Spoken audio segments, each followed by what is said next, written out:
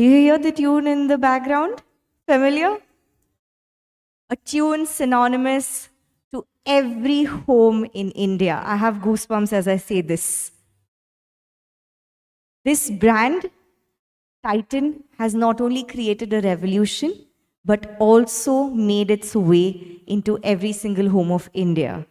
And today is a very, very special day as I welcome someone very synonymous with this brand and another brand who's paved the way for the jewelry industry. I welcome our director, Mr. Nijesh Shah, the man behind Sapna Rise, a platform that connects readers and authors. I also welcome Mr. C.K. Venkataraman, the man behind Tanishq.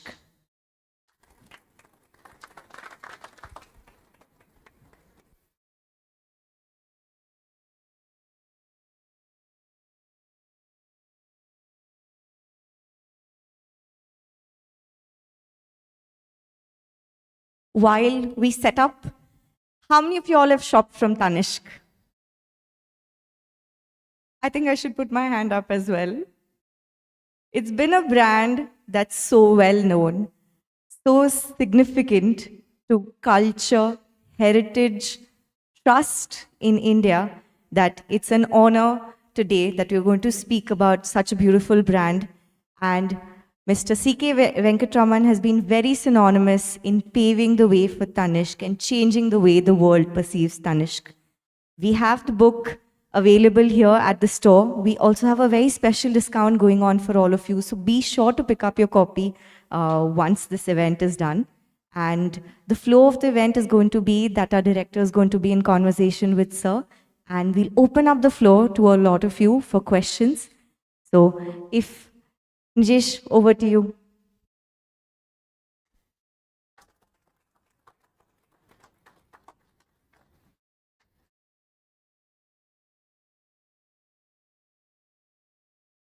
Hello. Hello. Am I audible at the back?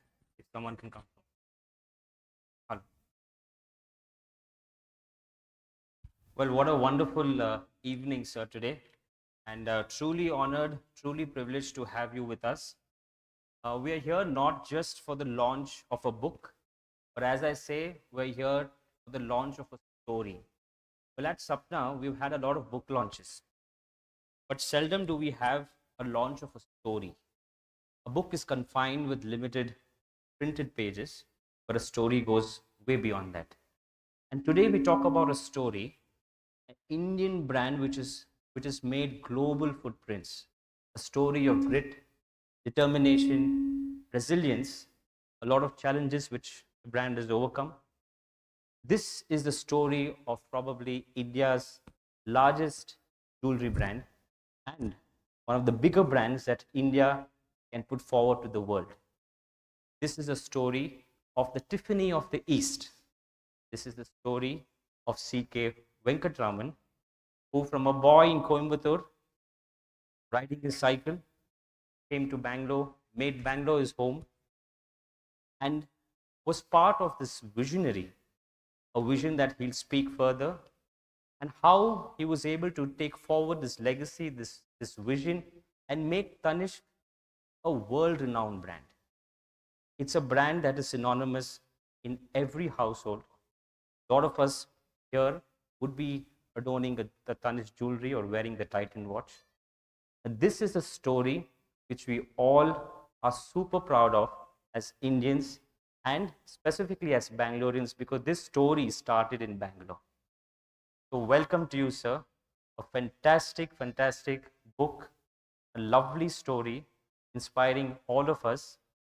And I'll start off by asking you, what made you write this book? I mean, at the age of 65, if I may say, you started your first book. Of course, you had the thought of writing before, but you're at the helm. I mean, as a protagonist of this story, he's seen the insides of Tanishq from closed doors and from the open doors of the world outside. So what made you finally make all of us know the story of Tanishq? Can you hear me? Yeah. Thank you, Nijesh. You made it appear as if I started cycling in Coimbatore and reached Bangalore after a while. I mean, I wish. Yeah, I've always been interested in writing, and I used to write, say, essays once in a while. And I had got in touch with Chiki Sarkar. They published a book on Kohinoor about 7-8 years back, and she wanted us to sponsor that book. But that didn't come about, but I got up knowing her. Then I got a foot in the door. I'd shared some of my writings. Yeah, maybe you could write. I wanted to write a book on managing stress. I believe that got views to offer on that. Then she said, look, why don't you become well known as an author first? Write your book. But how do I become well known? Book. She said, no, you write about a well-known story, then you'll get some name recognition as an author. Then you write what you want to write. So, and I asked her, what is that? She said, the Tanishq Story. That's how. I said, oh yes, why not? I think this small little incident in your life, in terms of you reaching out to, or Chiki reaching out to you, you getting on the foot in the door that you mentioned, has given a huge impact in the form of a book to 1 million people out there. And definitely the story is inspiring. So, I hope 1 million people happens. yeah, I'm sure, because I'm sure this story is going to reach out to a lot of people. In conversation to how the story started, the Tanishq story, we've read about the contribution of the visionary Zirkus Desai, Mr. Desai, as you fondly called him. If you could help all of us understand his role in creating the brand Tanishq. And Tanishq was initially an international export house, and then it turned into a retail organized jewelry sector. And what was the role play of Zirkus Desai at that moment? And how did you, as an account manager or a marketing manager, get your foot into the door of Tanishq? So Mr. Desai was the visionary founder of Titan Company. And Titan Company was founded of all strangest of places, like a printing press called Tata Press. Desai visualized Titan.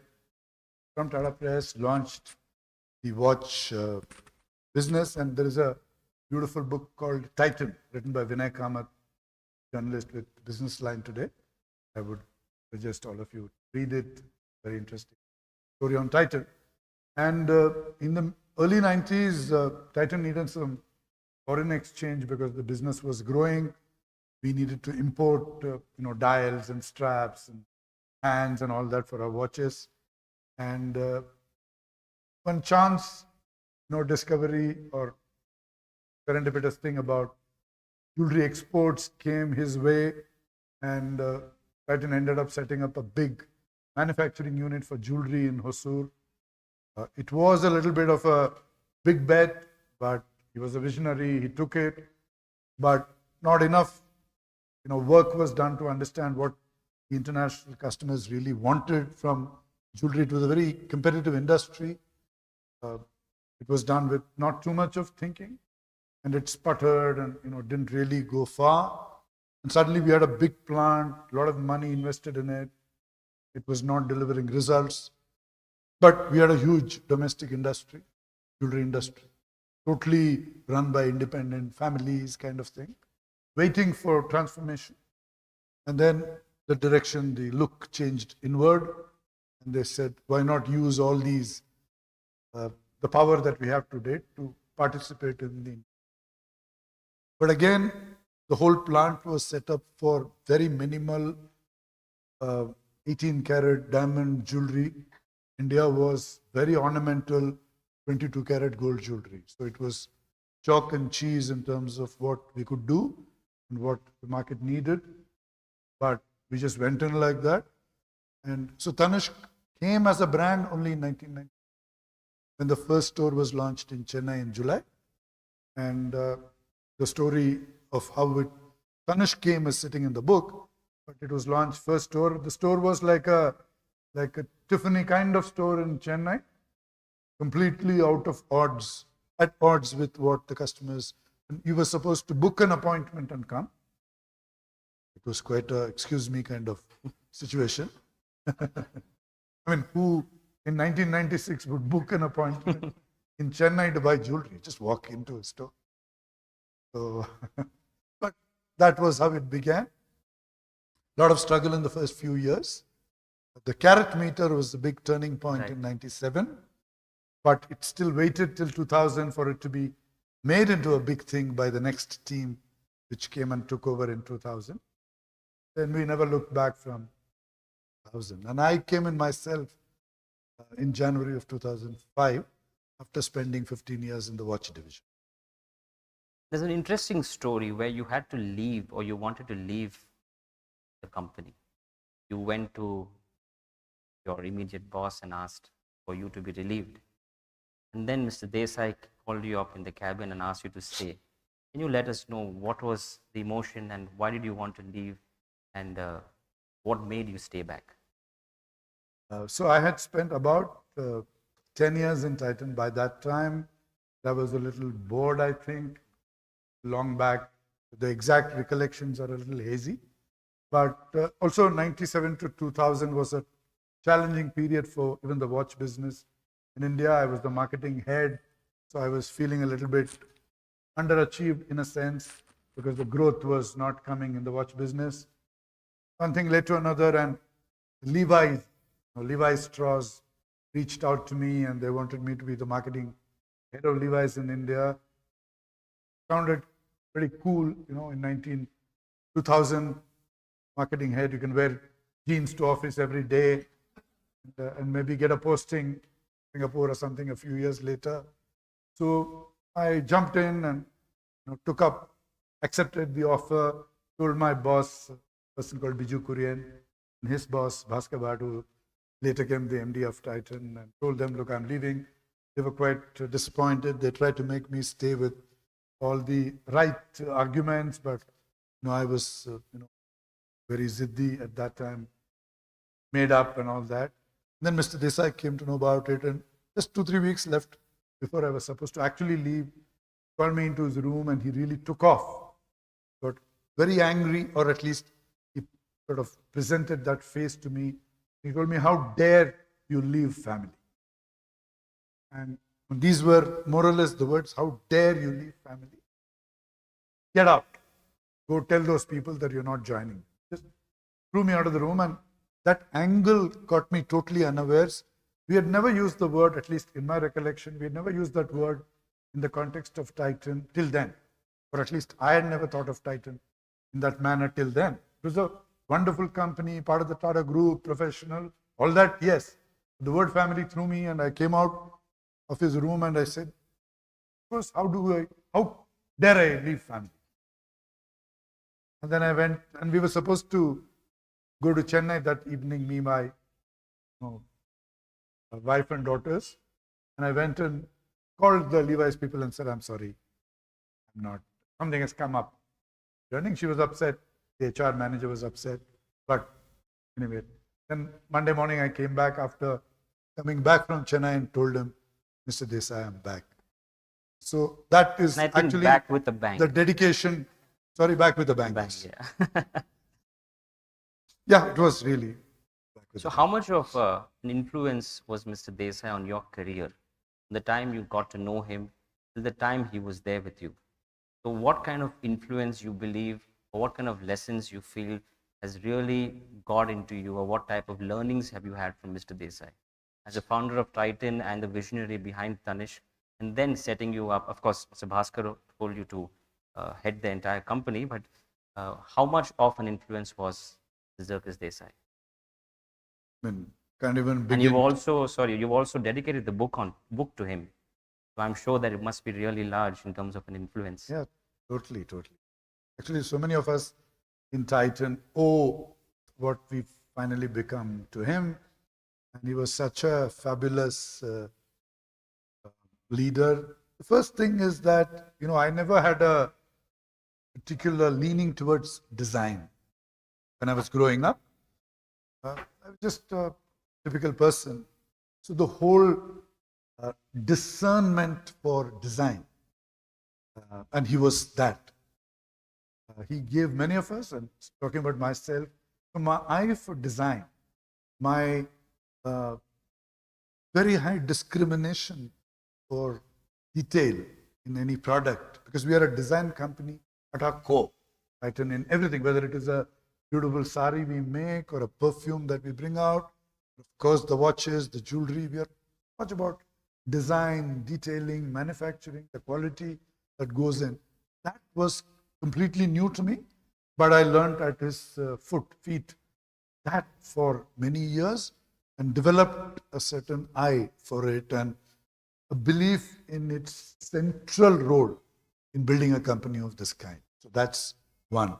The second thing was his feeling for people and belief in people, that people can be trusted, given a lot of freedom, space for experimentation, allowed to fail. So that whole people thing was a second big thing I learned from him. The third was, he certainly helped me build my muscle on humor. He was a very humorous person. Right.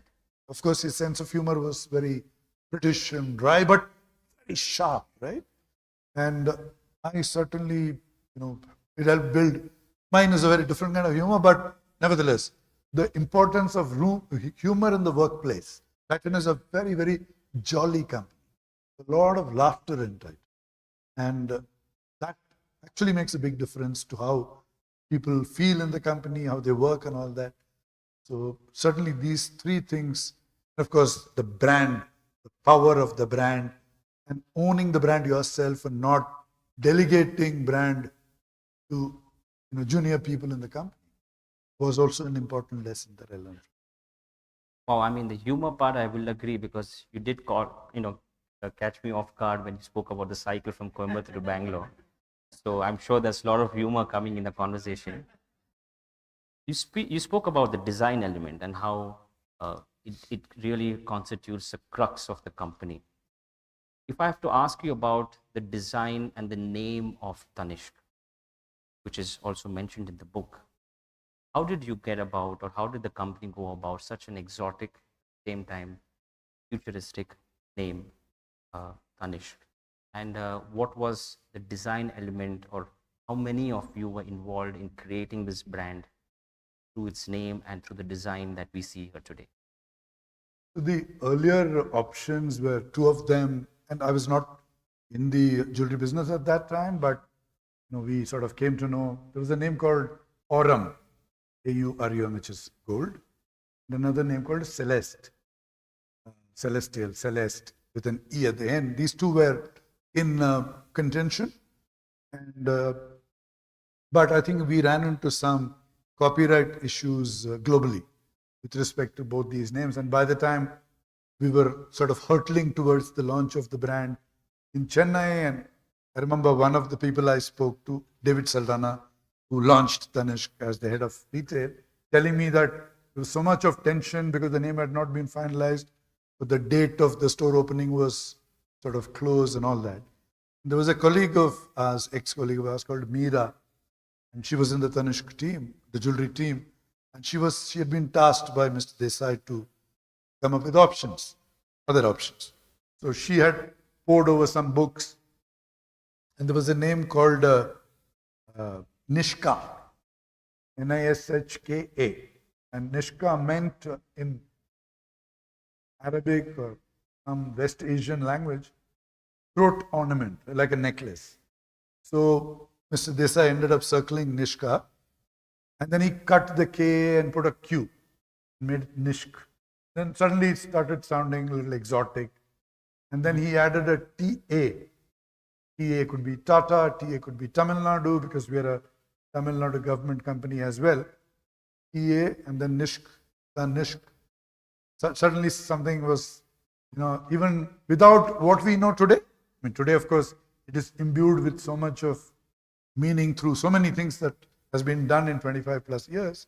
But I'm just thinking back to 95 end when it had no meaning, it had nothing in it, but I do feel that it had a certain exoticness without anything that was done to it later. And then I think it was Michael Foley who was head of design of watches who helped make it the logo. Because logo is also such a beautiful logo. And I think Mike did it, even though I forgot to sort of go write about that in the book. Sorry, Mike, wherever you are. But, It's so beautiful to know that even though the brand name conceptualized at the start of Tanishq's career, Tanishq growth story, today it still sounds as if it's a name that was born in 2024. It's a very futuristic, and probably tomorrow in the year 2050 and 2060, the name will still hold its importance. That's how the name, which is so futuristic, like you said, has been formed. So kudos to Mike and the entire team, and of course, Mr. Desai and Nishka, not Meera, right? You mentioned to entire, create this entire notion of Tanishq. I think Tanishq in the book, which is rightly mentioned, is a story of also a lot of innovation. The first few years when it did not really kickstart its international journey, it innovated itself to fall back on the Indian consumer. Likewise, when the economic slowdown took place way back in 2000, there was a lot of innovation that Tanishq brought about in order to get more consumption or customer satisfaction. You've mentioned about two important strategies that Tanishq has used. One is the carat meter, the one is the 19 to 22 undertaking. So if you could mention and help us understand what were these two big innovations that was a game changer for Tanishq? see, the jewelry industry in India had always been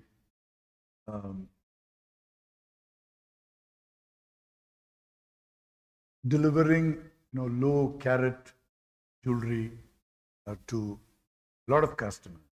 In 1996, when Tanishq launched, it was much worse.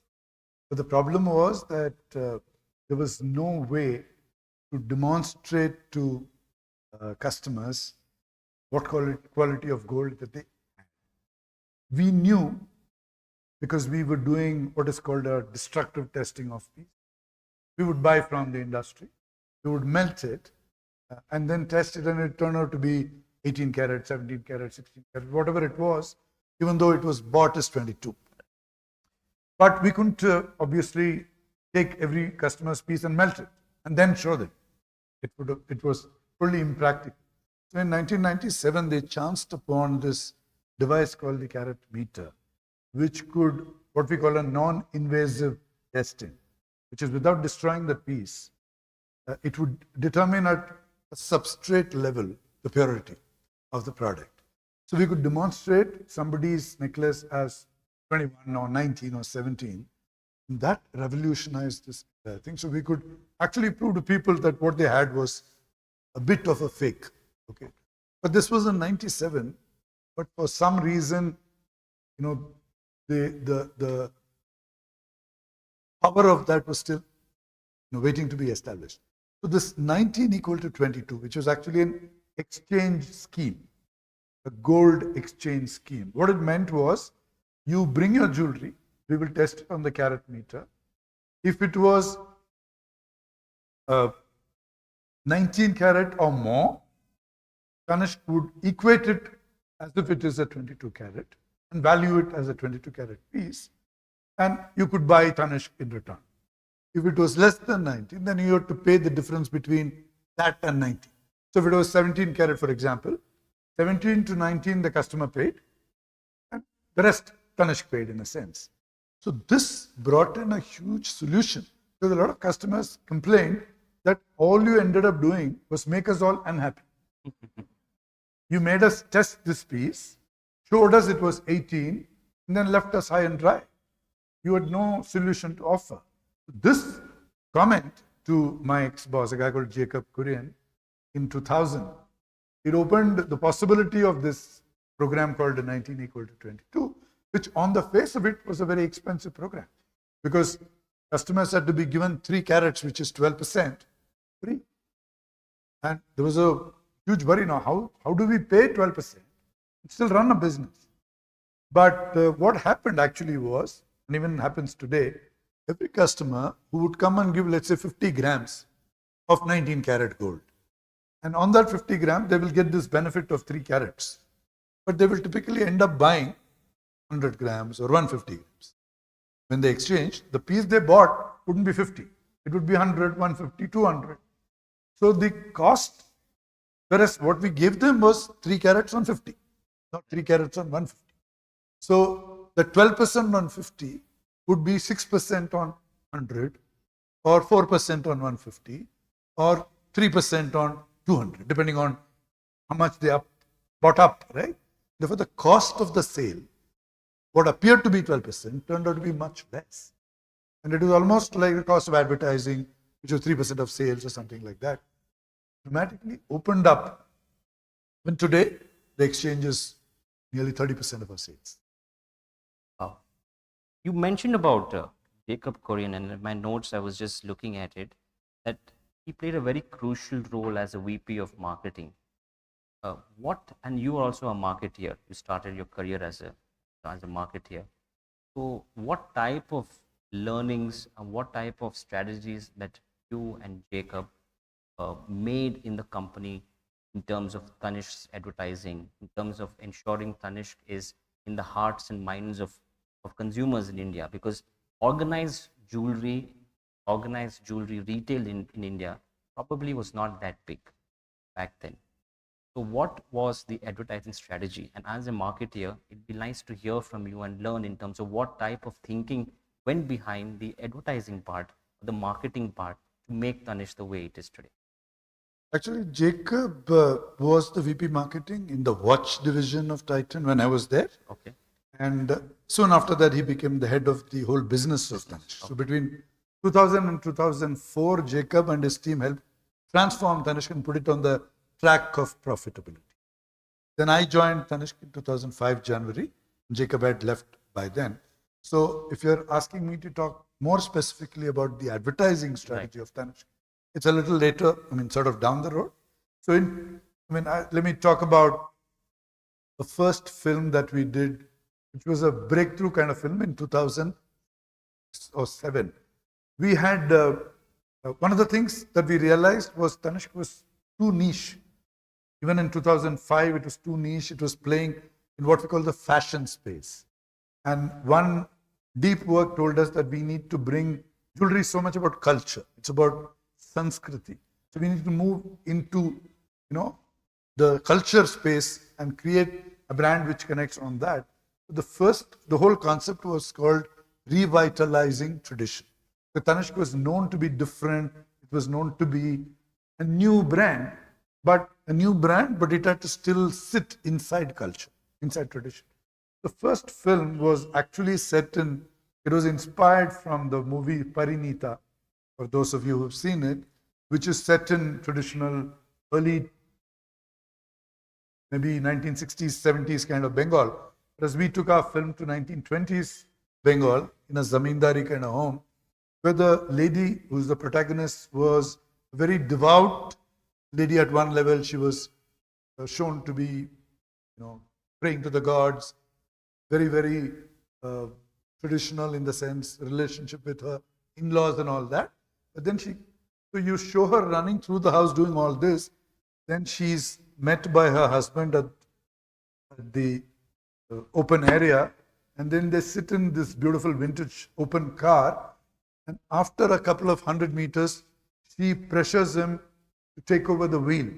So she starts driving, and husband is very happily giving her the wheel, and her mother-in-law is watching from the bedroom upstairs and very encouragingly smiles.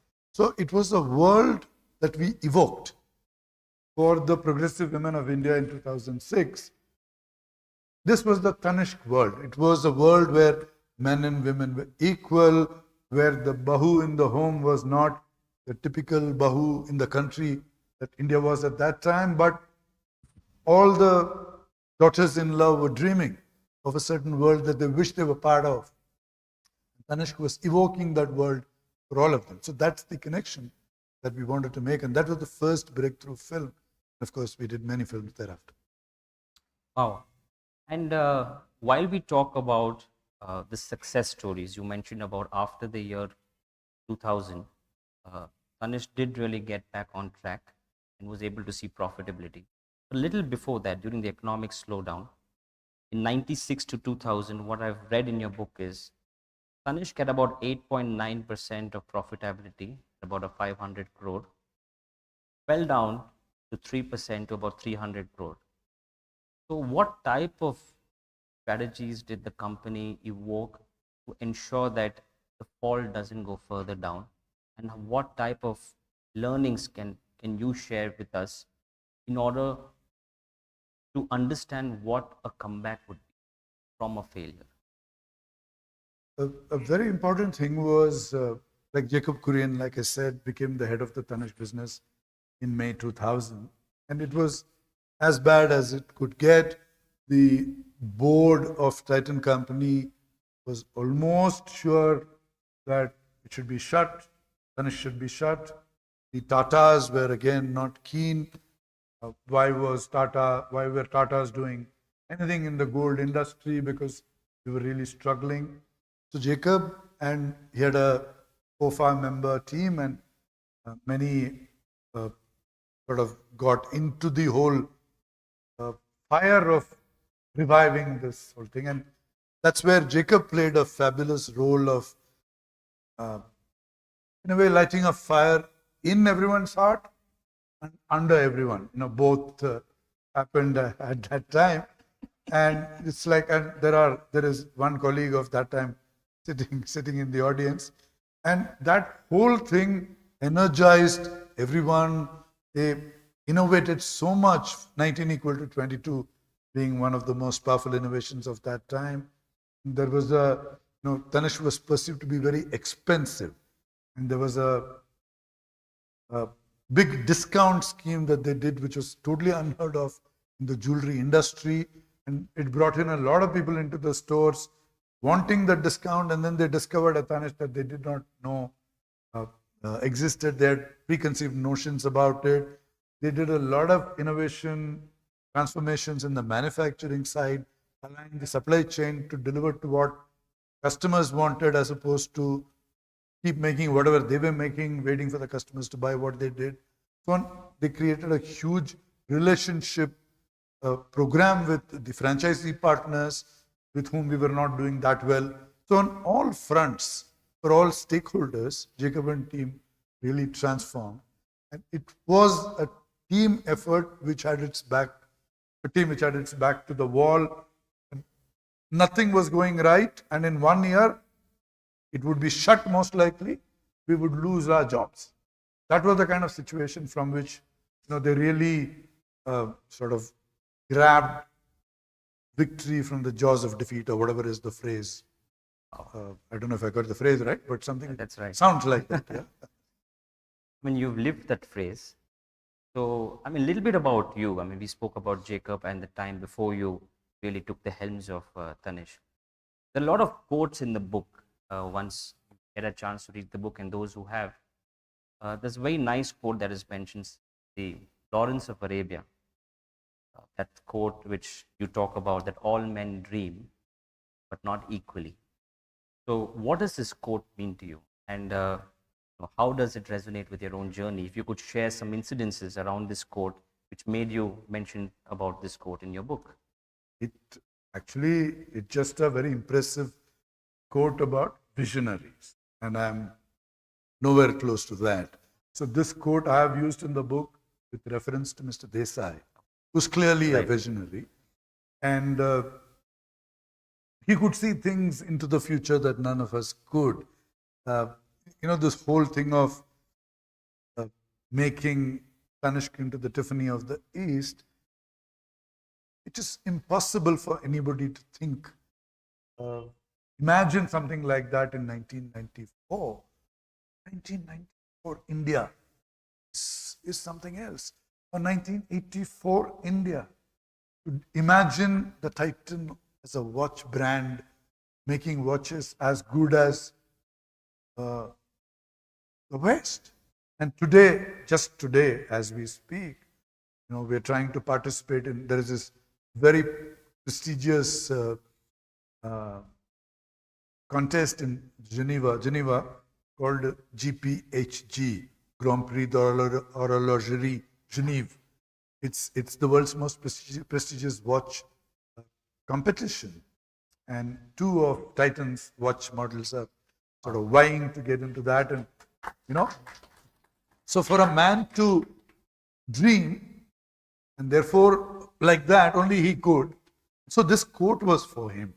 I read this Lawrence of Arabia quote somewhere, and I got a chance to use it in the book. Do you think that somewhere in your life, this quote has really changed certain perspective about the way you look at things, probably within the company, with your colleagues, with your team, or you feel that this is something which could give you a different vision, like how Desai started, Mr. Desai started Tanishq, you would probably start something else in Titan? No, nothing really, because I'm a very different person. I'm not at all like him to look like that. I work with teams.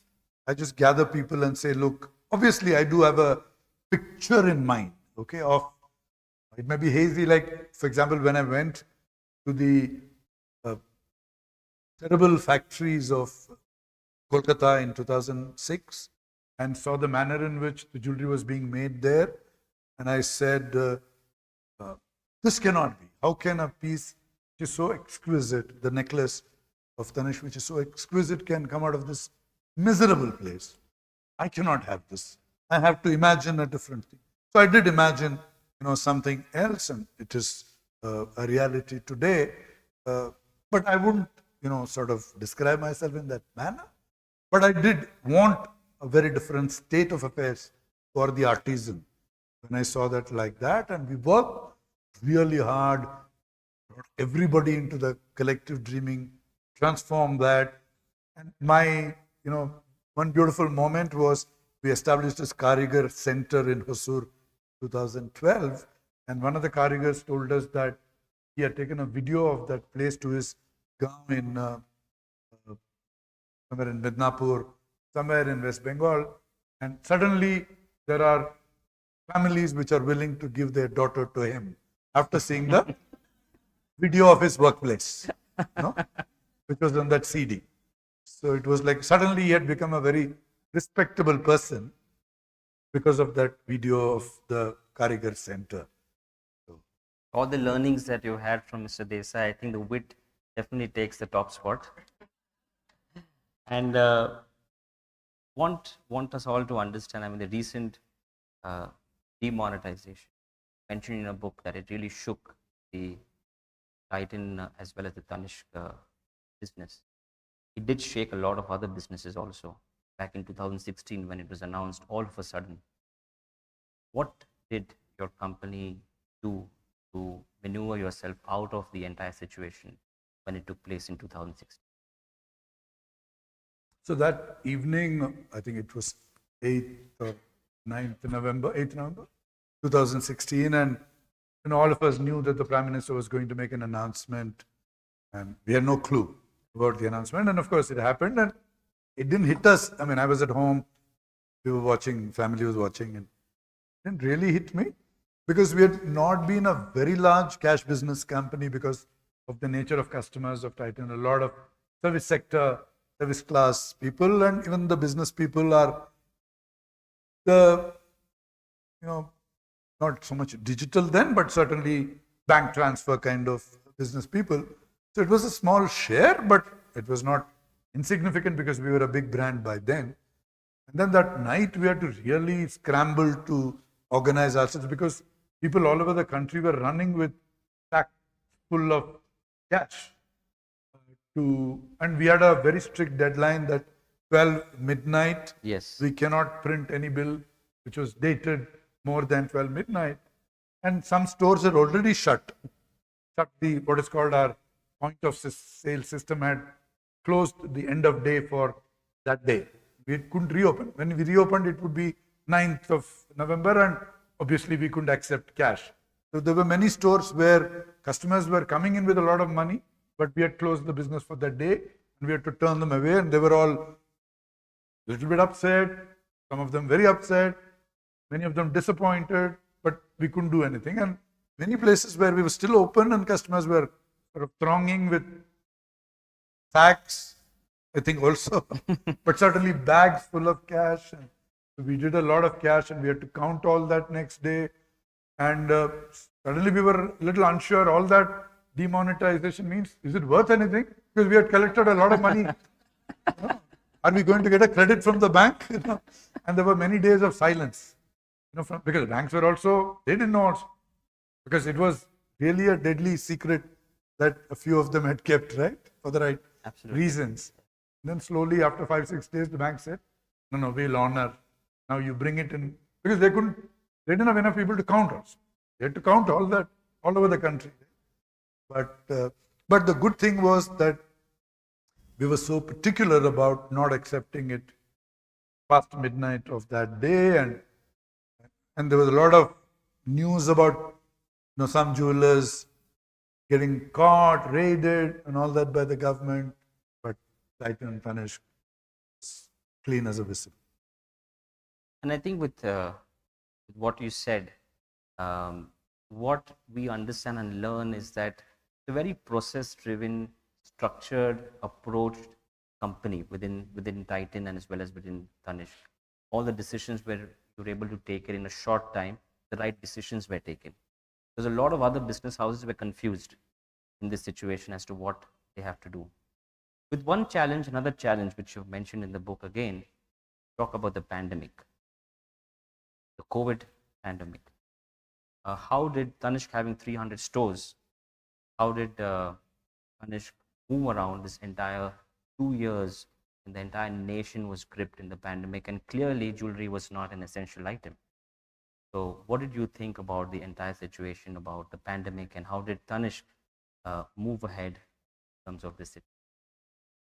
See, I had by then worked for many, many years in the jewelry business, and I knew without doubt that people buy a lot of jewelry when they're happy.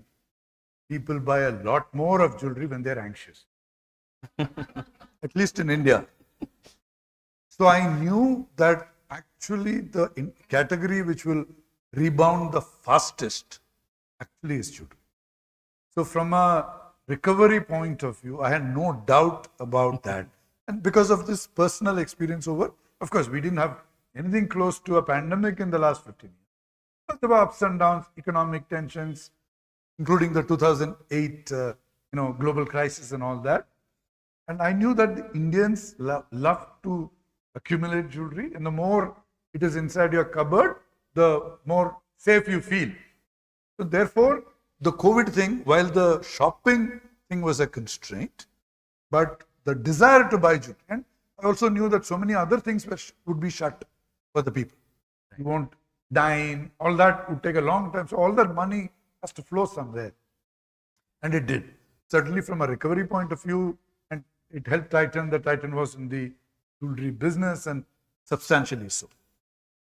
But in the early parts of April, May of 2020, we spent a lot of time reaching out to hundreds of thousands of customers. Okay. Just asking after their well-being, just wishing them safety and telling them that, look, anything we can do for you. So, in fact, the stores had really thought through this whole thing. They had prepared databases of different kinds of doctors. A lot of doctors were our customers across the country. So, we had created a database of doctors, various types, and we were able to connect the customers in trouble with doctors who could help and all that. And the customers were quite zapped by, why is a jewelry company or even a watch company doing all this? Instead of calling us for sales or purchasing our products, we were all out there doing good in a sense. And that built a huge wave of goodwill for us. And of course, we created a sensational gold standard of safety in our stores. It was just at some other level of standard. So our staff used to wear double masks, and they used to wear a plastic shield in the Tanishq stores particularly, and customers were so impressed with that level of safety. So they were not at all worried about coming out in those times. And the word also spread that you go to a Tanishq store, no issue about the standards of safety. So the business also started booming because customers were flocking because of a safety. Wow, really impressive, and something that a lot of business houses can learn from. The book is written in two parts. The first part is what the journey and the brand of Tanishq that we were speaking all about. The second part is something which really benefits a lot of younger generation, benefits a lot of younger companies, a lot of entrepreneurs, because it talks about creating breakthrough strategies of how to do business. You've mentioned about the pressure cooker situation in that part. You mentioned about in the early 2000 how Tanishq was under significant pressure to cut down the manufacturing cost. If you could help us understand, how did you go about maneuvering yourself out of this situation? Actually, there were many things, but let me just illustrate with one. For example, the entire manufacturing of gold jewelry in those days was also done with what I would call aggregators. So the aggregators were businessmen who dealt with what are called head karigars. So head karigars ran individual workshops with maybe 50, 100 actual artisans who made the jewelry. And the aggregator was somebody who was giving financing to these head karigars, and maybe he had some 10 or 20 of them. So it was a layer of the artisan who made the jewelry, the head karigar who provided that workshop in which the jewelry was made, and the aggregator who actually had financed them and other help on material and the gold and all that. So this kind of a thing, which is there even today, this kind of a thing actually increased the total cost of production because it was one extra layer. So Tanishq was under great pressure to bring down the cost of manufacturing. And because of this being under pressure situation, the whole idea of a Karigar Park, which finally it exists even today, was born, where and the first person, somebody called Kamlesh Vyas, who's still there with us, he came down, he moved his family from, he's a Gujarati, living in Mumbai, moved his family to Hosur, set up a Karigar Park in 2001, where he was the equivalent of that head Karigar, if I can call him that. We had a unit where the artisans were making jewelry, and he was directly supplying to Tanishq. So the aggregator was removed in this situation because we had to innovate to bring down the cost and also get closer to the manufacturing. And even today, Karigar parks contribute maybe to 20 to 25% of our total production. So basically, innovation thrives when you have your back to the wall. Of course, innovation also is needed all the time, but especially thrives when the only way you have to go is up. You also mentioned about the Kaizen program, which became a core strategy of your company. You could let us know what is that program and how did it impact the company's strategy? What does Kaizen mean, and what did you do to implement this program? So Kaizen, I don't know if all of you are aware, Kaizen means continuous improvement in Japanese. And it's a very integral part of the Japanese production corporate system. And one of our leaders, he moved from the manufacturing side to the retail side in 2006 in Tanishq, and he brought with him this idea of Kaizen. Kaizen is typically a manufacturing, it's part of manufacturing only, it's rarely outside manufacturing. But because he was from manufacturing, he brought it into retail, and he got hundreds and later thousands of the staff in the stores to adopt this continuous improvement. Basically, what you do is you identify a problem in the circle in which you work, in your workspace, and then you just go about solving that problem. So when you unleash the power of this kind of a thing, among thousands of people, they just go about embracing problems in their workplace themselves and actually solve for it without waiting for somebody else to intervene and help. So it creates a huge power of collective problem solving. That's what Kaizen ends up doing. Now you can do it, leave the problem discovery and solutioning at scale to thousands of people, which is one approach. Or you can also say, you can define, okay, I've got these 3 problems to solve. All the 5,000 people should think about these problems. For example, customer acquisition during COVID is a challenge. So let everyone think about innovative ways of acquiring customers. Is one way to channel the power of those 5,000 people or 10,000 people. Or you solve anything in your space that will make your life easier. So whichever way, and we do it all the time in different ways.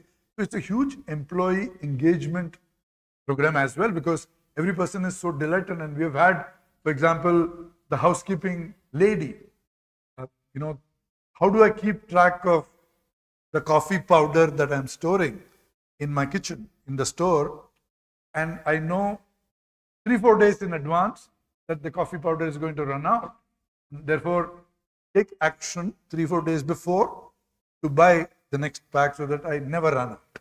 As opposed to, I open the dabba and find that it is over and suddenly I'm not able to serve coffee, right? So there's a big difference between these approaches. The Kaizen made it sort of spread the word of these kind of solutions, problems, identifying problems and finding solutions. A huge thing. In fact, it's a coincidence that you're speaking. We're just in the midst of the Kaizen Mela in Titan. Next week is the final launch of this year's version, where thousands of people are participating in. Now we made it whole digital, where there's a digital platform on which more than 200 shortlisted Kaizens are listed, and people go and visit the stalls on the digital platform, and then finals, I think 20 teams come to Bangalore, which happens on the 15th of September. And they get judged and awards given. So it's used the basic principle is that each one of us can contribute. It is not education, it is not fancy degrees that make for contribution. Everyone in this world has got something to add to anything. So you just need to recognize that principle and give a platform for people to contribute. It's a very powerful thing. So even a security guard, I'm sure, has got ideas. You just need to recognize that just because he's a security guard, he doesn't know anything. If you dismiss like that, that's one way. But if you say no, it may be in the area where he is, sure. But even there, some delight can happen when security guard smiles at somebody who's coming into the store. Suddenly Sapna bookstore is a cool place. I think it's a wonderful learning, and kudos to the entire culture that is followed in Tanishq and in Titan, because you take so much care not only of your customers but of your team. And there's a very interesting part in the book where we learn that you give a rote speech. I don't know whether I'm pronouncing it rightly, in 2 to 3 different languages to your employees. Am I right? There was something mentioned about the kind of interaction you have with your team, and maybe 2 or 3 times a day, and that's what really makes the team ready for the day. So if you could let us all know, probably firsthand from you, assuming that we all are your employees, what is that speech that you give every day? Yeah. So one of the things we started way back in 2007 was a program called Creating Fans. We said every Tanishq customer should become a fan of Tanishq. Now the underlying principle was that fans are irrational about their heroines and heroes, and they would forgive. If a Sachin got out early, a fan of Sachin would say, no, I think he went 4 down instead of 5 down, and it's actually the captain's fault. Right? Or if Shah Rukh didn't movie bombed, it is the script fault, and so on. So there is a certain irrationality to a fan which helps the heroine or the hero. So we said we create millions of fans for Tanishq. They will be with us through thick and thin. So that was the reason why it was called fans. And one of the underlying things was the store experience. So I would go to every store, and I used to travel a lot then and now. I would meet the store staff and tell them, I don't care if the person walks out of the store empty handed. It doesn't matter to me. I very much care that she walks out with a big smile on her face, in her eyes, in her heart. She should walk out with a smile inside, whether she walks out with a bag in her hand or not. And this was an ad nauseum repeat for me in English, in Hindi, in Kannada, in Tamil. Yeah, hopefully in Telugu sometime, as my wife wishes. How many languages do you speak? No, I speak Hindi, English, and Tamil. Kannada, I can sort of manage. That's about it.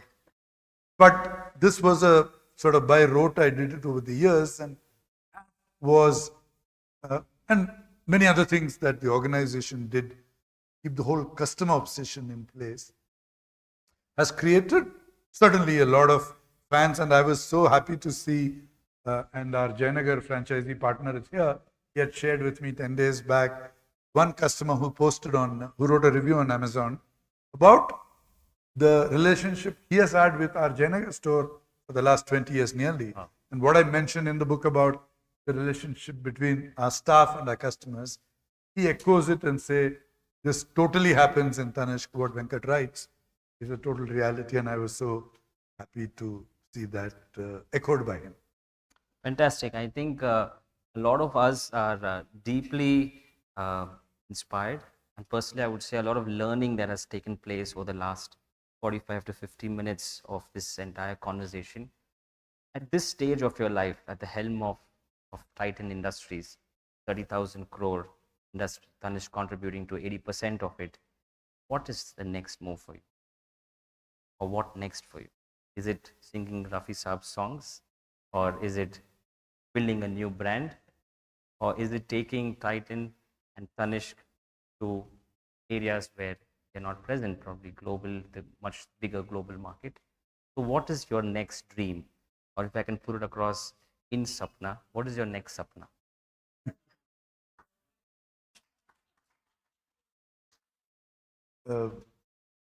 We have some more babies in the company. Tanera is a beautiful baby of Titan Company into Indian ethnic wear. We have Skin, which is a perfumes. We've just launched a beautiful brand of women's bags called Earth. And Fast Track is already into women's bags. We are a recent entrant into the smart wearables category. So these are all new babies of Titan Company, and we are working towards making them much bigger in terms of the businesses that they do, the leadership in the industries that they participate in, and we're working very hard to make that happen.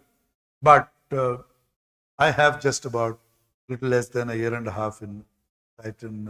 I retire next year, so therefore, they are certainly my sapna, but they will happen by and by kind of thing. The other is, which is happening much faster, is making the Tanishq flag fly proudly in many parts of the US, in North America certainly, many parts of the Gulf, in Singapore, and that is happening at a very, very brisk pace, and I'm so happy that it's happening in my time in Titan and not my having to see it from outside later. So these are two things, which is making Titan a more wholesome lifestyle products company, where hundreds of thousands of people are using the other products of Titan and not just watches and specs and jewelry. The second is many Indians are loving Tanishq and Titan. Very inspiring. And a little bit about Zoya, if I'm pronouncing it correctly. You recently launched Zoya's 11th store in Chennai. If you could let us all know, if you could let us know what is Zoya and what is Zoya's positioning in the jewelry segment under Tanishq. Yeah, Zoya is very special for me. It's almost like my baby, you could say. It was launched in 2009 as the luxury jewelry brand of Titan Company. And its time has really come, I would say. Now with India becoming a very large market for luxury products of all kinds. And Zoya is very well timed for it. It is a very international line of jewelry with the most exacting standards of raw material, quality of production, store experience, you name it. But at the same time, it is what I would call a warm luxury where people are made to welcome. And those of you who are familiar with luxury brand stores outside India, you go to a Fifth Avenue or a Champs-Élysées, Bond Street, to any of the luxury stores, you would typically have a very forbidding looking man in a suit wearing a, you can see the wire prominently behind his ear. It is a walkie-talkie inside, and he would look at you, almost daring you to enter the store. You know, I challenge you to come in kind of look, right? So there's no appointment, right? Yeah. So I don't know how they do business, but that's how they do business, I guess. Whereas we are a very warm and inviting luxury brand, and we are really, today we can, a Zoya store on Fifth Avenue will totally belong in everything, you know. And so we opened our 11th store in the Taj Coromandel store just 3 days back in Chennai. I was there for that and super proud of what Zoya is, and it is the best, belongs with the best of brands, the Tiffany's, the Van Cleef, Cartier, the Graf, in every way. You go to a Zoya store which is there in Vittal Malya Road in Bangalore, I would welcome you to do that. It is the best in the world kind of thing. You're putting a lot of men in a fix right now. But many congratulations to you, to Zoya, and to the 11th store that was recently launched. We have a lot of questions that I believe that was told to me that the audience would like to ask you. But before we get there, a quick fun side of CK Venkataraman, a fireside chat, coffee with Karan. There's no hamper. We just get a hamper. We do have a hamper, but a rapid fire round, which we would love to ask you some questions which will help us understand you more, understand your mind more. So, anyone with the timer?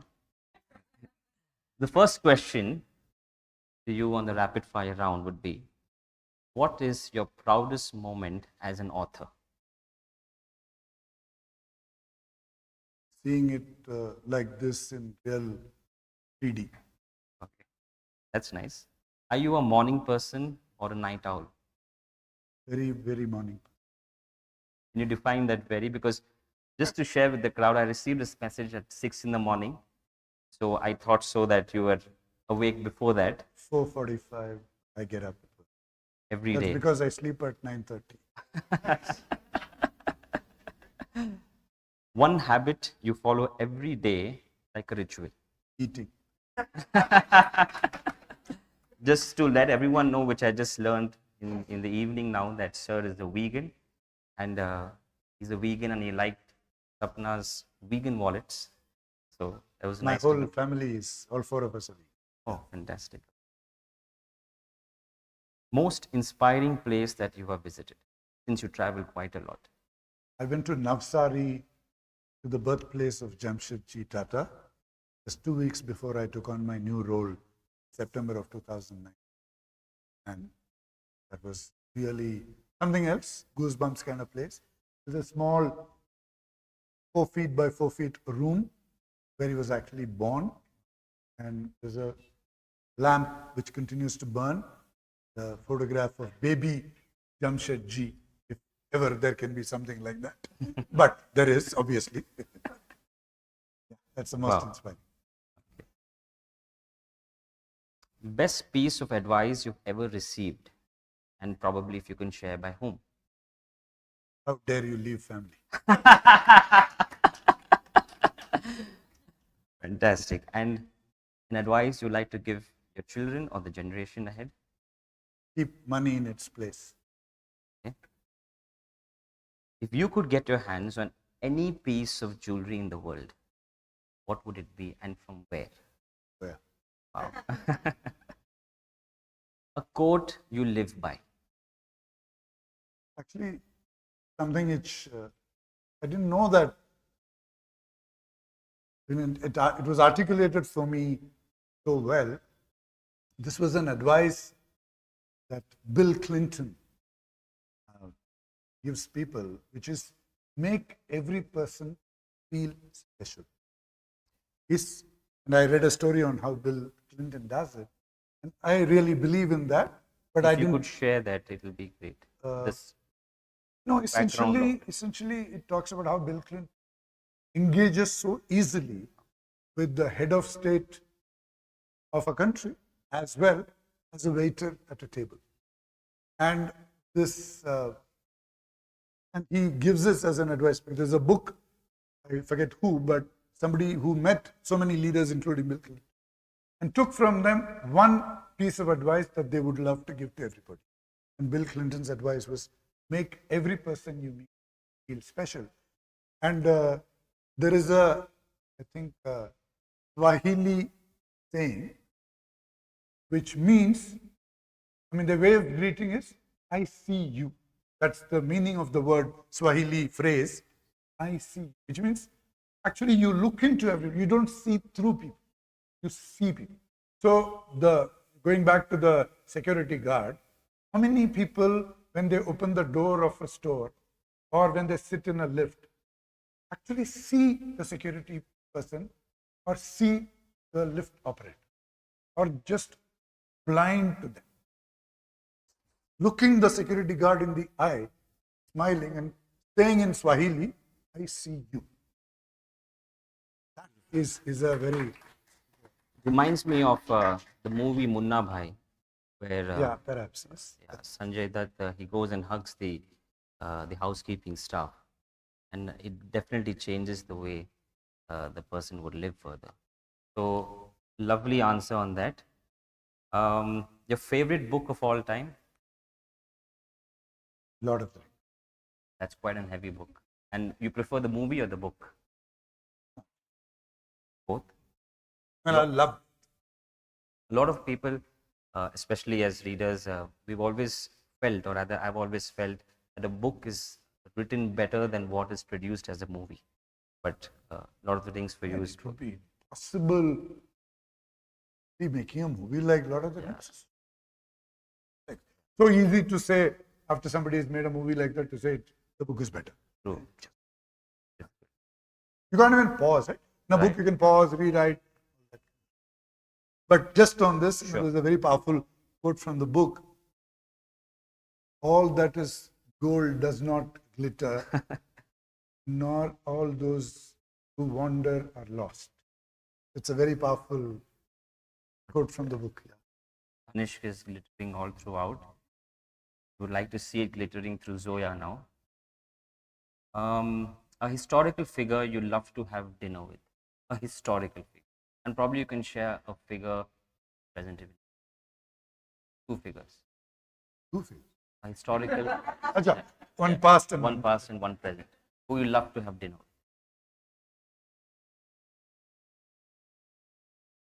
with. Vegan dinner. Vegan dinner. Right? This is obviously not at all a rapid fire. Well, I'm having to think so much. Honestly, I don't know. Let me pass. Okay. One word to describe Tanishq. One word. Beauty. And one word to describe Sapna Book House. Trust. Fantastic. And before I ask the last question, an impromptu question, will you please sing for us tonight? Anything of your choice. So for the people who don't know, do it. Okay, so somebody can join him who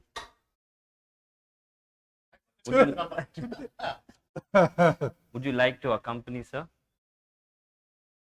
Okay.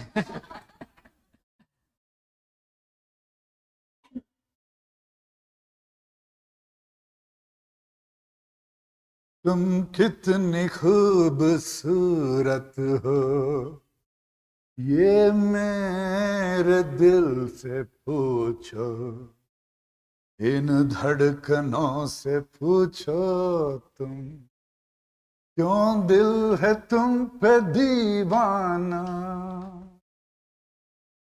तुम कितनी खूबसूरत हो, ये मेरे दिल से पूछो, इन धड़कनों से पूछो तुम, क्यों दिल है तुम पे दीवाना,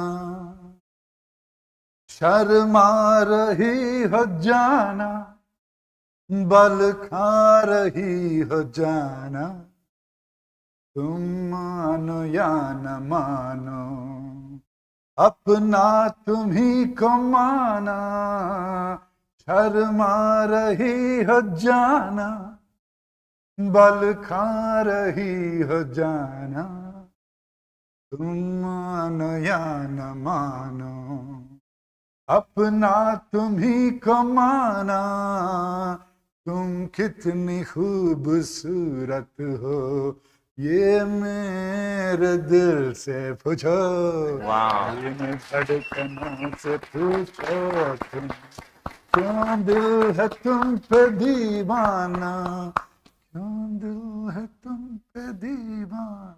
Oh, you got a lucky wife. Lovely, lovely. Truly, I mean, fantastic. This was the cherry on top of this entire evening. So, the last question which I had to ask was, will we see you back at Sapna? Certainly to buy things. Launch your next book. Not really sure. So many other things to do. Okay. Go with the flow. Fantastic. It was a lovely conversation. And I think of the many conversations we've had at Sapna, this was the most fun loving, at the same time enterprising, inspiring. It was a combination of a lot of things. So thank you so much, sir, Thank for you, having Nijesh. spent time with us in the evening. I remember we had an industry meeting in Bombay. There is Mr. Ahmed, who's the chairman of Malabar Group. So I met him for the first, this about 7-8 years back. I met him for the first time. And he had come to know that I cycle. He was curious. And then he asked me, so what happens? I came to know that you cycle. So what happens when it rains? I said, I get wet.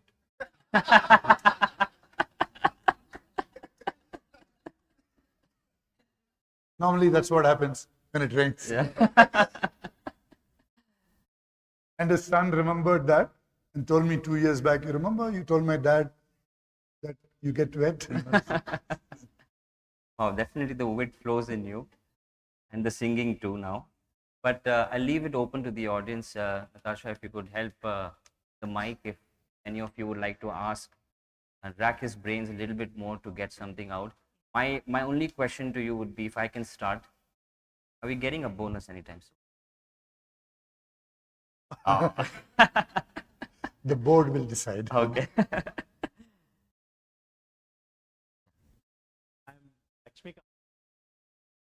Keep it To the family. Am I reaching you out? I'm Lakshmi Kantan. I left the family what you told few minutes ago in the year 2008 by mistake. Okay, I'm still in the fraternity. I have only a couple of questions. One is that, are you still cycling to office? No, I was cycling last in 2017 to the office. We have a new office in Electronic City. I did it for that 1 year. Yeah. And then, this flyover building on the ring road started and it became very, very difficult. So I don't cycle to office, but I cycle on Sundays. That was a jovial question. I'm sorry I asked. And what is your advice on the young aspiring writers?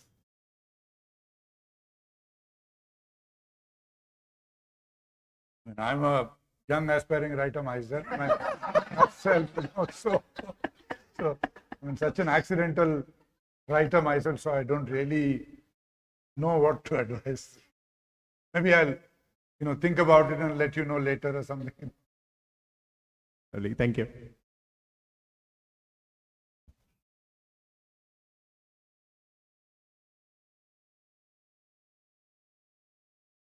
Hi. I have two questions, Venkat. One is more of a corporate one, and one is more of a personal one. At the corporate side, what's the distinction you see between CaratLane and Mia in your head? Where are you seeing the two trajectories in your head? At a personal level, I just wanted to ask, how do you travel the journey from confusion to clarity whenever you are in that space? Like, what's your mantra about it?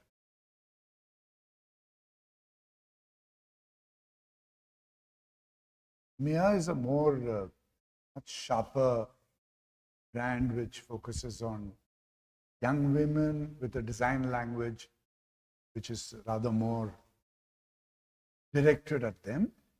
CaratLane is got a much wider appeal, caters to young, older women, middle, traverses wider price points on account of that. And therefore, both have a significant role to play in Titan Company's portfolio and are chasing their own dream. Long back, we were starting to think what is the role of both and all that, but over time, it's come out like this. On the confusion clarity, I'm a simple thinking person, so I'm able to, or I end up sort of reaching the core of a particular subject pretty fast. I try and avoid to be confused. I've been lucky somehow to reach clarity. Because if we keep the aspects of a subject simple and not generate a lot of angles to a subject, I think it will help in becoming simple, reaching simplicity early. I don't know if I'm helping, but that's the best I can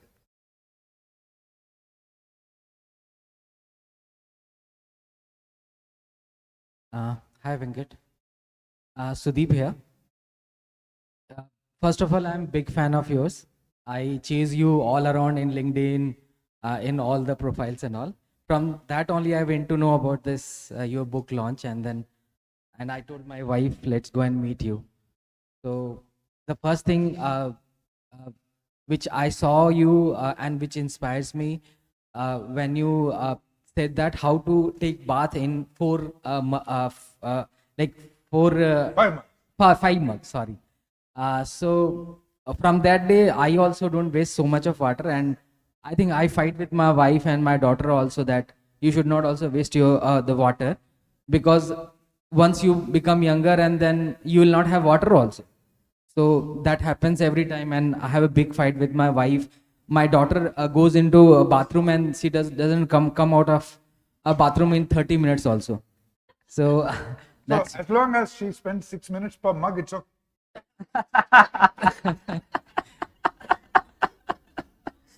So maybe you should try and help her do that so that both sides win. yes. We have made our house near to Chandapura, so there are a lot of plenty of water is there. So it's, but still, okay. Coming to the second point, I'm the one person, sir, from Flipkart. I hits the last mile planning for entire Flipkart last business, and I'm chasing you from long time over the mail. Hope you remembers me. So that is one thing. I have two questions, sir. First, when your second book you're going to launch, which is stress management, I think that would be one of the best book, and I'll go and buy it once it comes. So what's that plan for that book, which you told initially that was the first book which you planned, right? Oh yeah, the stress versus. Yeah, and certainly want to write that book. So to go back, certainly I'm sure I'll write that book, and Chiki anyways promised that she'll publish. I don't know when, because I have to prioritize many things once I retire, but it'll come. Second question is a little important.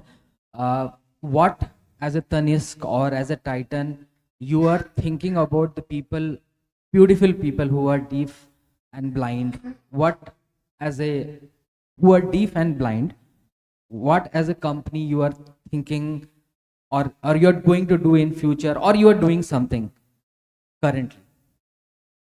We have a program called Happy Eyes. Happy Eyes is a CSR program of Titan. What we do is we go to villages, mostly in South. We do testing. We partner with Shankara Eye Foundation, Coimbatore. They're in Bangalore as well. We now have actually a bus.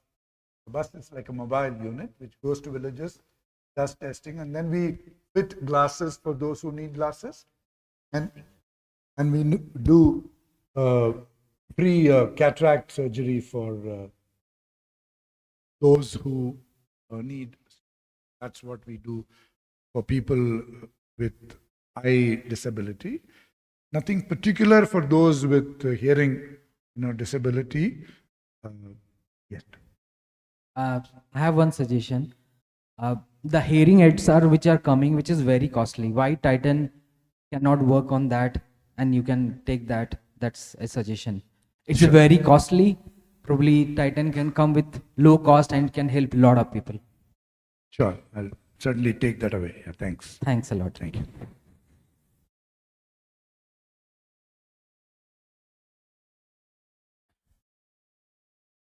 Good evening, sir.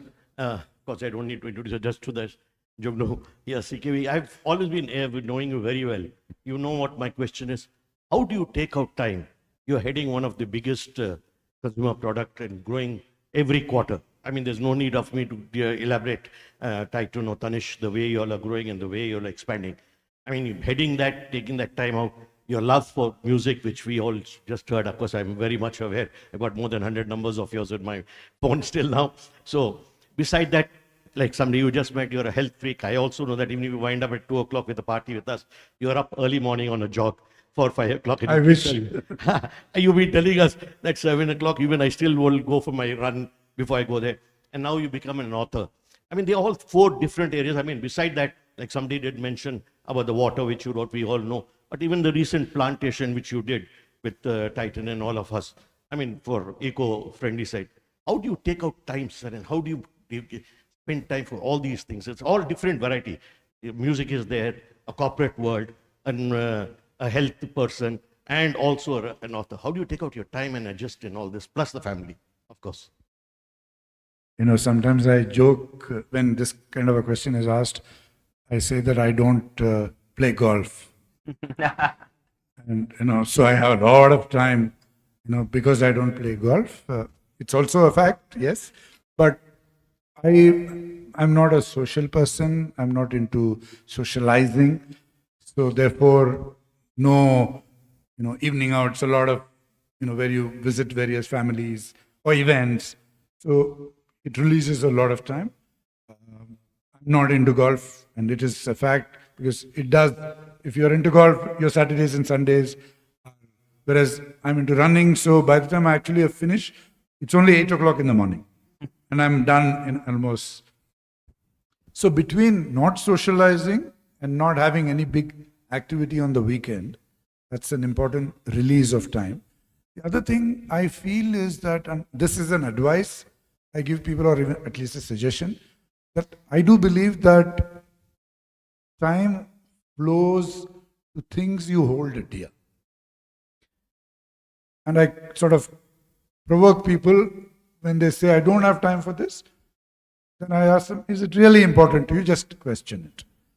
If it is really important, probably time will come for it, kind of thing. Even though it's not as easy as what I'm saying, and I'm in a better position because also of my position to devote time, right? Whereas today people are also consumed by work. Weekend, and their bosses, in a way, end up making them do that. Whereas I don't have a boss like that, so I can sort of determine my own life in some sense. But not being caught in things which are particularly the social aspect of life is a big provider of time. To do things that, whether it is music or fitness or whatever TV we watch together, family, all that is Right? So you want to cut my social life. That's why you're trying to enter. I know you have a very active social life, Jugnu.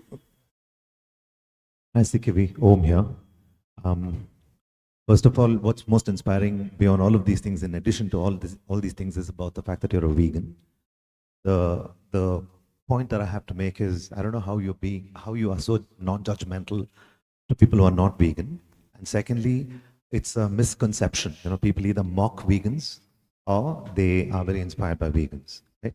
So what's the one thing that you'd leave for all of us to think about and to really provoke all of us to rethink our eating habits? And is there anything that you have to say? Because that's crucial. Is there something you want to say? Yeah, thanks, Om, for bringing that in. And there are some vegans in the room I know, apart from my own family.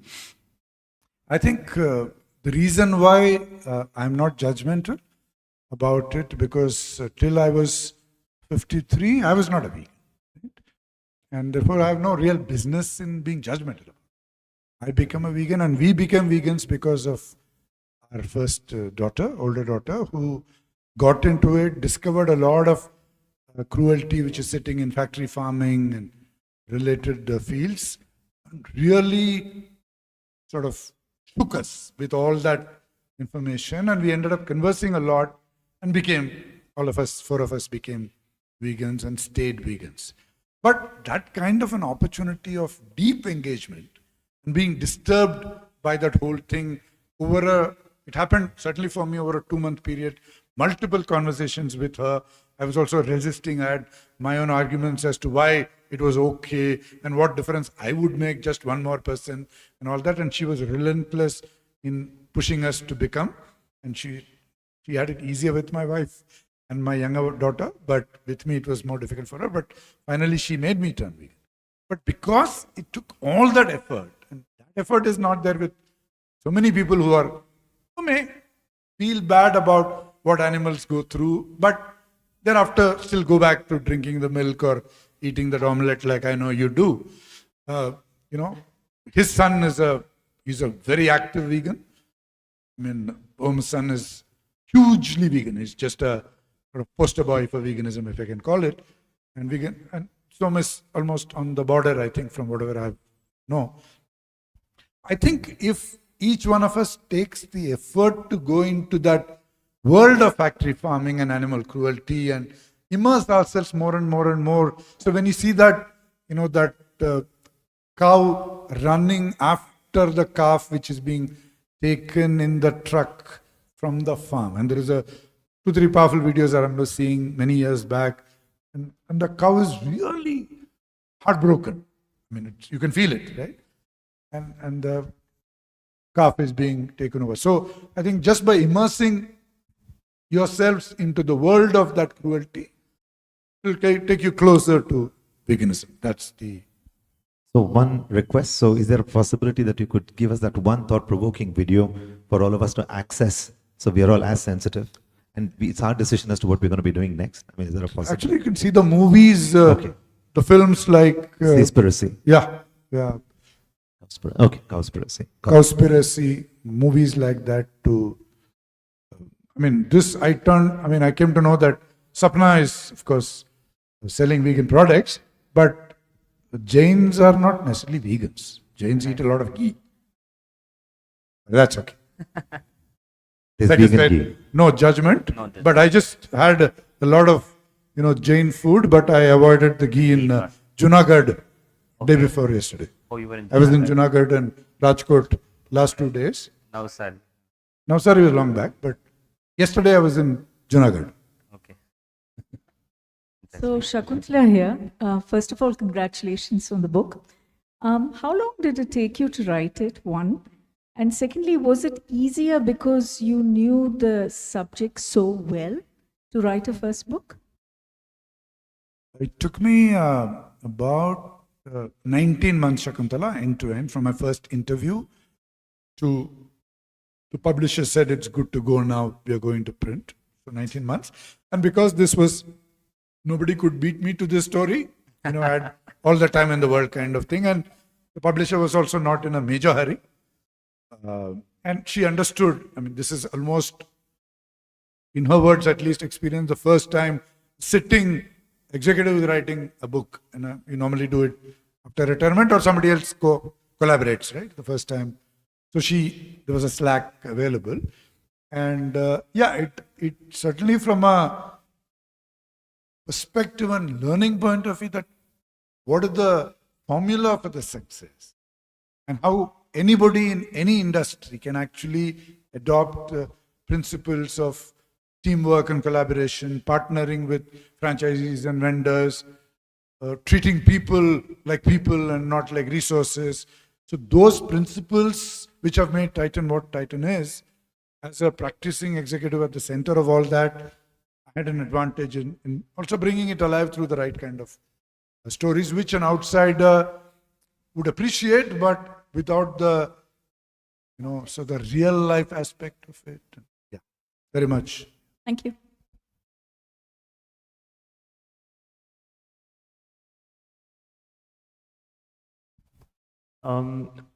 So this is on the topic stress management, as you mentioned. This is something that you know how to deal with it, or you have very good insights on that. While we can of course wait for the book to come, but if we could just share 2 minutes of your thoughts on this specific topic, because it's something that I think right now it's a part of everybody's life right now that we're dealing with. Yeah. Yeah, it's a very, very important problem of our times. Yes. Some of the things I do now to really practice, keep it at a distance. One is, how much are you defined by your main work role, right? And you were telling me that you've just got into some startups, right? Now, if the main economic activity, if I can call it, that each of us is involved in, so Nijesh is running a bookstore chain, right? So that's the main economic activity for Nijesh. Now, if running the Sapna chain is everything that Nijesh dreams, thinks, and defines himself as, there is a problem, right? Now, he also told me that he's got a 3-year-old daughter, if I remember it, right, correct? Right. Now, how much Nijesh as the dad, or Nijesh as, sorry, I forgot your name, Shreya's husband. Sorry, you're married, right? Yeah. So I met you, daughter-in-law, son, but not together, so I wanted to make sure. Yeah. No. You're married to somebody else, was him. So how much Nijesh, defines himself as Shreya's husband, daughter's dad, and other aspects of Nijesh that I'm not familiar with. But let's say 2/3 of Nijesh at best should be defined as the executive who runs the store chain, and 1/3 is defined by 3-4 other things that he defines himself as. That's a very important sort of balanced approach to living and life I would recommend. And I'm sure each one of us is good at anything. You can be such a good father or daughter, mother or son, whatever, without training for it. All you need is commitment, right? So, therefore, you don't necessarily need talent. You can just be other things that you are defined by without, you just need to devote time, you need to devote efforts, and that reduces the stress potential of running the store chain that anyway is part of his life.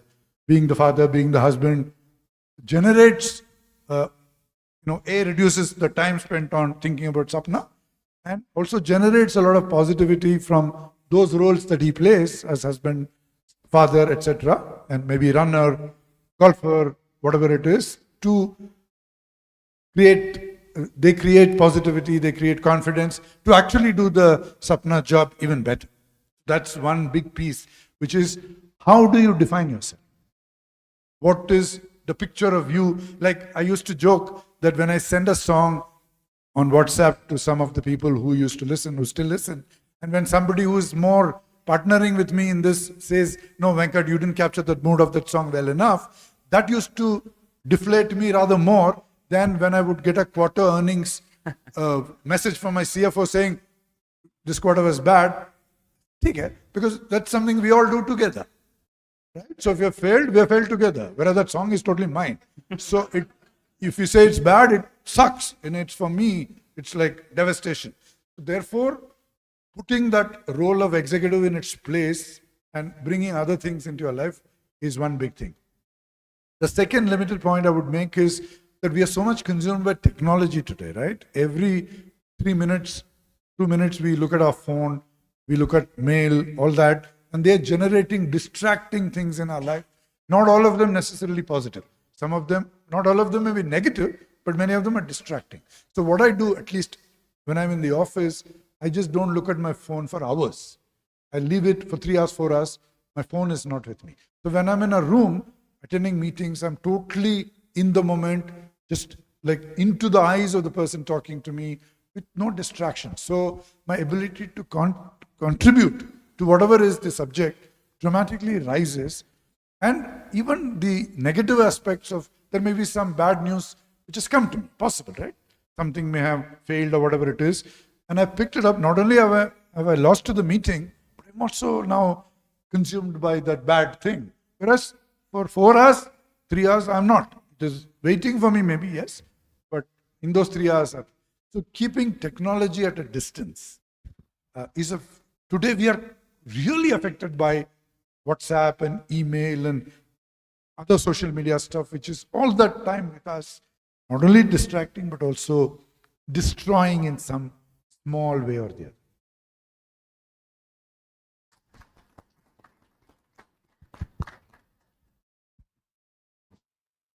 Good evening, sir. Just few minutes back, you mentioned a very wonderful line, treating people as people and not resources. But is it possible in today's corporate world to do that? Can you elaborate on that? My ex-boss, Bhaskar Bhatt, actually started this thinking, he said many, many years back that how can that department be called human resources? A resource is something which provides a kind of service, you extract value from it, and maybe if it is of no longer of any use, you discard it and go on and pick up the next resource. How can you think of people? Employees as a resource. Employees are people with feelings, with aspirations and all that. And it remained as a notion for many years. As a notion, what I mean is the department was continued to be called Human Resource Department, and I changed it in 2021 when the new leader of that department came in. But in practice, Titan had done it for many, many years, even though the department was called Human Resources. And there are many things in the book where I talk about it, including how to think of only good qualities that people have. I mean, all of us come as a package, right? We have our sort of weak areas, if I can call it that. And Bhaskar used to say, why do you even have to think about somebody's weakness? Why don't you just, each of us is good in something. And each of us is very good in something. And good in many things and weak in a few things. So why do we even have to think? Because some of those things may not be able to fix at all. So why try? Just focus on the great things and let people play to let Sehwag just go out and hit instead of trying to defend, right? Let Dravid always defend, whatever. I mean, I'm not very good in cricket. I'm just using these examples to illustrate the point. So therefore, in Titan, even the gardener is a person. You come to a campus, it's the most beautiful campus in the world. Even though I dare say it myself, it's also because the beautiful gardens, water bodies, ducks and geese and all in our campus. And without that gardener diligently, with passion, doing that work every day, it won't be like that 3 days later. So the respect that we give for the gardener in Titan is no less. And the gardeners tell us today that we love to be a gardener in Titan, because no company treats us like you treat us. So the people as people and not, so the chief people officer is the designation and not CHRO as it would be in other places.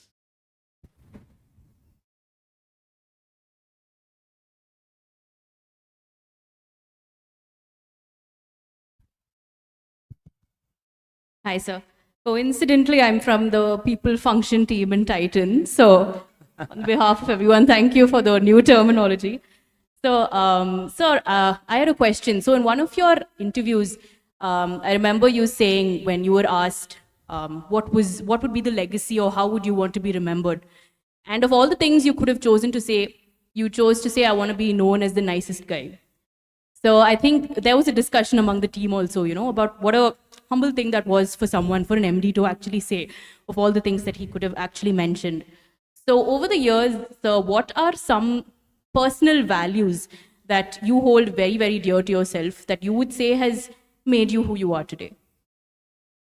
That answer, came actually from a deep realization over decades that it takes thousands of people to finally deliver value in an organization of the kind Titan is, for example, or any large organization.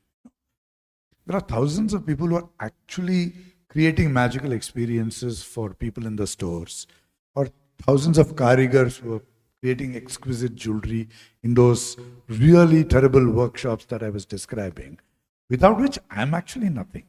The results that I'm apparently responsible for, with a disproportionate share of contribution, is a myth, honestly, if you really pull back and look at it in any part in the hierarchy.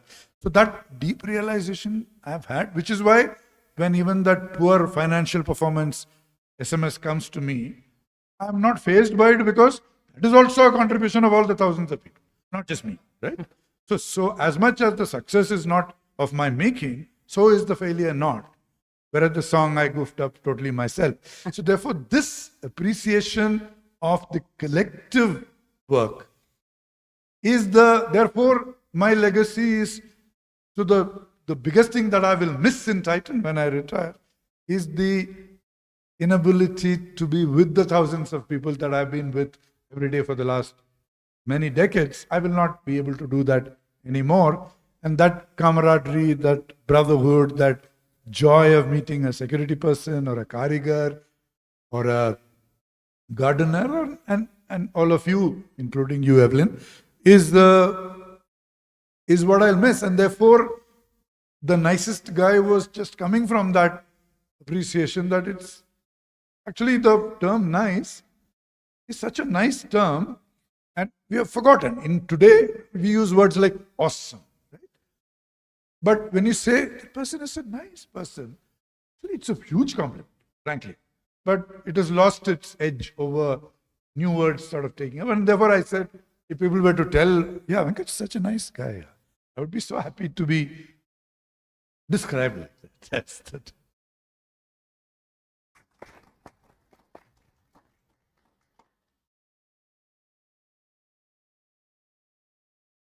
Hi, I think it's been a lovely evening for all of us.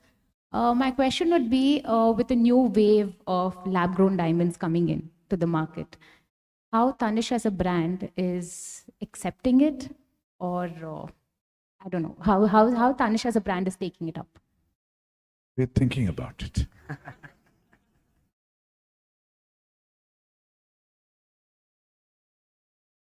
And it's not even in the book. We're thinking all at the right time.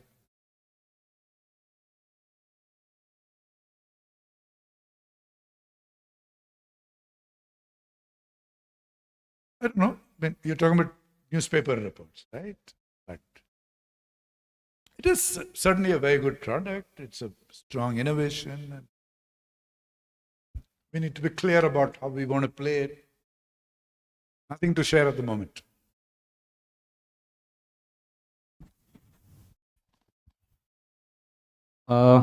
It's been quite some time, but honestly, this is the first time I'm looking at my watch, because time just flew by in the nicest way possible. And I have one question, which came to me not now, but while reading the book, is how much of you is spiritual? How much of you would credit destiny to God versus destiny that you have created for yourself? What is the spiritual side to you, which is not there in the book?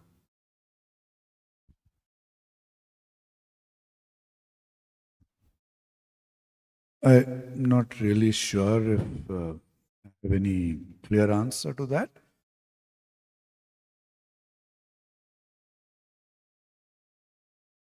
I mean, I'm not a religious person. I mean, I love the gods that we have, of course. they create for a huge, entertaining pantheon. And I was just reading the Mahabharata 1 week back, and I was so fascinated. Devdutt Patnaik's version, and I was so fascinated by all the twists and turns. And we were doing with my daughter and my wife. They were even more familiar with all those twists and turns. Spiritual from a, I believe in the goodness of doing things. And therefore, from a karma point of view, perhaps, but not so much thinking about it like that. But I do believe that it's good to be good. In fact, I sort of wrote a phrase in 2020, 21 or 22 in the annual report, because we decided to be good during the COVID times. By good, I mean doing good for employees, doing good for partners, doing good for even communities. Our CSR supports didn't stop. Even though I was under the maximum tension on profits or loss, minimizing the loss, but we went all out to be good. So I created this phrase, which I would like to believe is my copyright. Being good is good for business. So that is a karmic approach, perhaps.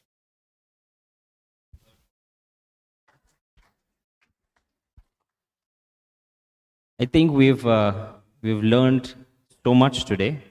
We've heard you talk about the insides of Tanishq and also the insides of your heart and your mind, which is very, very inspiring for all of us.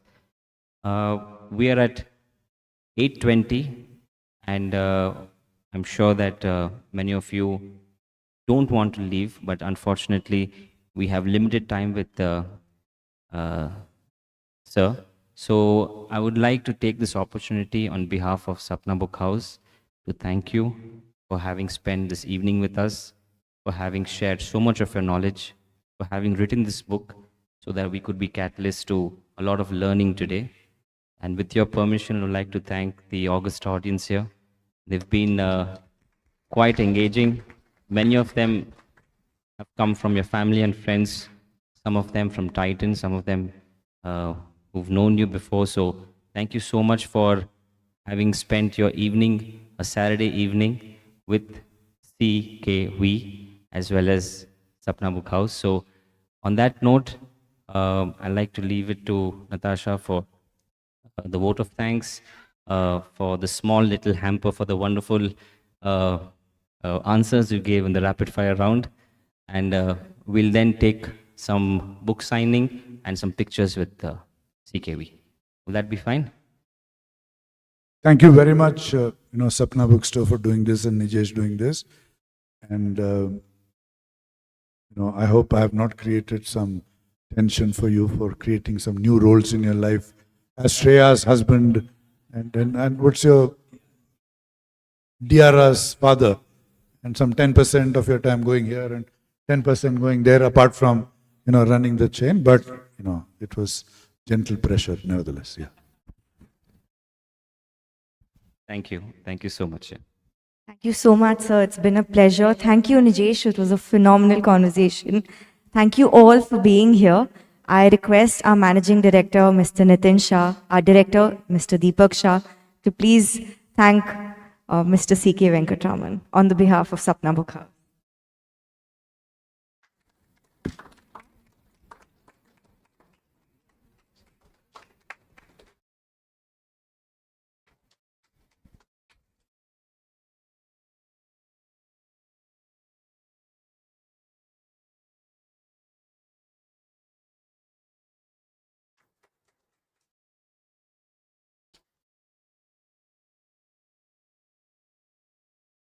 Thank you so much, everyone. It's been an amazing evening.